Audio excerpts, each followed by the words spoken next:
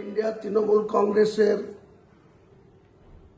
সাধারণ সম্পাদক, লোকসভার তৃণমূল কংগ্রেসের পার্লামেন্টের দলনেতা সম্মানীয় অভিষেক বন্দ্যোপাধ্যায়কে বলছি, আপনি আমার জন্য নিদান দিয়েছেন যে মসজিদ খুললে রাজনীতি ছেড়ে দিয়ে আমি যেন মসজিদ নিয়ে পড়ে থাকি। আমি আপনার কথা শিরোধার্য করব, মেনে নেব। আপনি আগে আপনার পিসিকে আপনার দলের চেয়ারম্যান পদ থেকে অবসর করান, অবসর নিতে বলুন, এবং আগামী 26-এর নির্বাচনে যেন নির্বাচনের কন্টেস্ট না করে বলুন। এবং ওই যে পুরীর জগন্নাথ মন্দিরকে দীঘাতে নিয়ে এসছেন, দিয়ে ওই যে জগন্নাথ ধাম করেছেন, সেই জগন্নাথ ধামের ওখানে গিয়ে আপনার পিসিকে বলুন যে ওখানে ধর্মকর্ম নিয়ে উনি থাকবেন। তাহলে উনি যদি ওটা করেন, আমি আপনাকে কথা দিচ্ছি, বাংলার মানুষকে কথা দিচ্ছি যে আমি শুধু বাবরি মসজিদ নিয়েই থাকব, আর আমার দল, আমি যে চেয়ারম্যান, সেটা অন্য কাউকে দায়িত্ব দিয়ে আপনাদের দলগত বিরুদ্ধে আমরা রাজনীতি করব, আপনাদের ক্ষমতাচ্যুত করার জন্য রাজনীতি করব।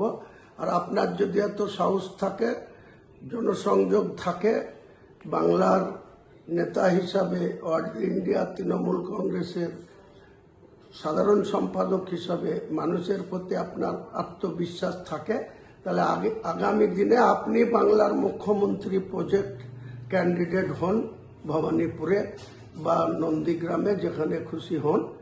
বাংলার মানুষ আপনাকে নিশ্চয় যদি সমর্থন দেয় বা মেজরিটি দেয়, তাহলে আপনি বাংলার মুখ্যমন্ত্রী হবেন।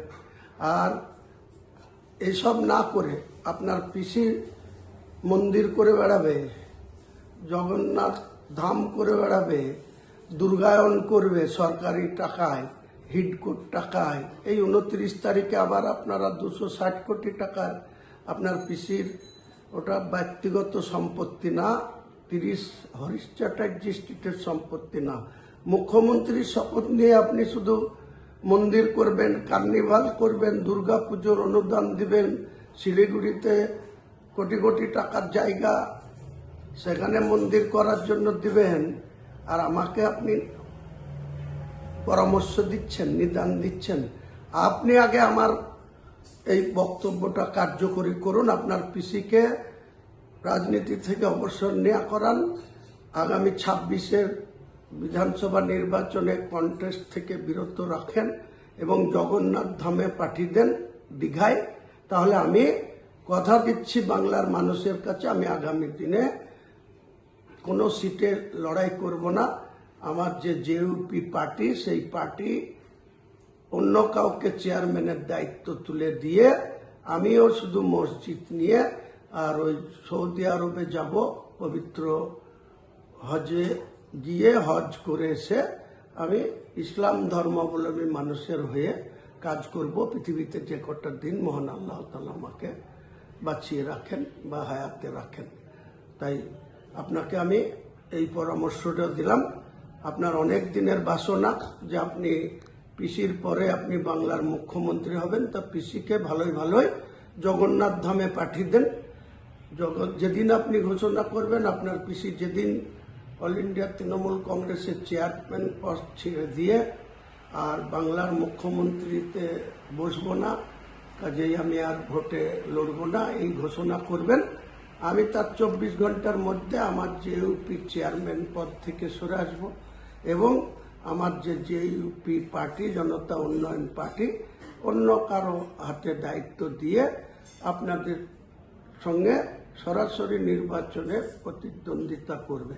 আর আপনি বাংলার মানুষের কাছে কত গ্রহণযোগ্য, সেটা শুধু ভিসি করে বড় বড় কথা বলে কোনো দরকার নাই।